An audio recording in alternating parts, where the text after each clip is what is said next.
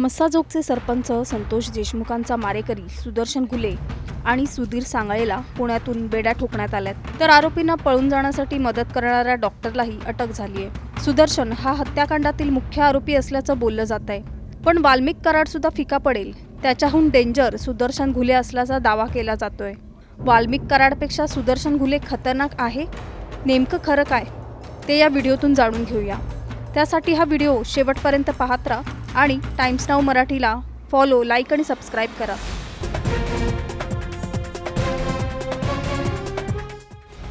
9 डिसेंबरला सरपंच संतोष देशमुखांची हत्या केल्यानंतर मारेकरी फरार झाले होते। सुदर्शन घुले आणि सुधीर सांगळेला बीड पोलिसांच्या टीमने पुण्यातून अटक केली आहे। आरोपींना पळून जाण्यासाठी मदत करणाऱ्या डॉक्टर वाय भसेच्या सुद्धा मुसका आवळण्यात आल्यात। सुदर्शन घुले हाच संतोष देशमुखांचा मुख्य मारेकरी असल्याचं बोललं जात आहे, तर सुदर्शन हा वाल्मिक कराडच्या आदेशावरून काम करायचा अशी देखील चर्चा आहे। सुदर्शन घुले हा वाल्मिक कराडपेक्षा सुद्धा डेंजर असल्याची चर्चा बीडमध्ये रंगली आहे। सुदर्शन घुले हा केज तालुक्यातल्या टाकळी गावातला रहिवासी आहे। सुदर्शनचं शिक्षण जेमतेम 7वी पर्यंत झालंय। कुटुंबातला एकुलता एक मुलगा। सुदर्शन लहान असतानाच त्याच्या वडिलांचं निधन झालं, त्यामुळे सुदर्शन आणि त्याची आई एवढंच त्याचं कुटुंब।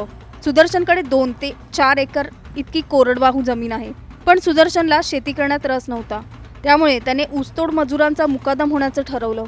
उचल घेऊन कामावर न येणाऱ्या ऊसतोड मजुरांकडून सुदर्शन वसुली करायचा अशी चर्चा आहे। सुदर्शनच्या डोक्यात पूर्वीपासूनच भाईगिरी आणि नेतेगिरीचं खूळ होतं।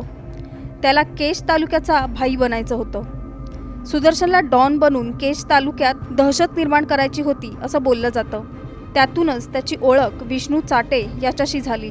विष्णू चाटे हा वाल्मिक कराडचा जवळचा माणूस। विष्णू चाटेच्या संपर्कात राहून सुदर्शन स्थानिक राजकारणासोबत उठबस करायला लागला।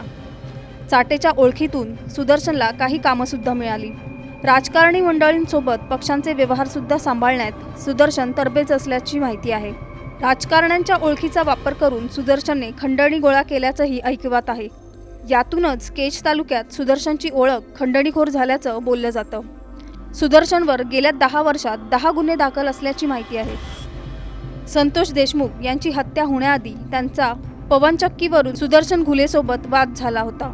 सर्वांदेखत झालेल्या या वादाचा राग सुदर्शनच्या मनात होता, त्यामुळे त्याने संतोष देशमुख यांचं आधी अपहरण केलं आणि नंतर त्यांची अमानुषपणे हत्या केल्याचं बोललं जातं। ऊसतोड मुकादम ते खंडणीखोर असा सुदर्शन घुलेच्या गुन्हेगारीचा आलेख आहे। दरम्यान वाल्मिक कराडपेक्षा सुदर्शन घुले डेंजर आहे असं तुम्हाला वाटतं का? आम्हाला कमेंट करून सांगा।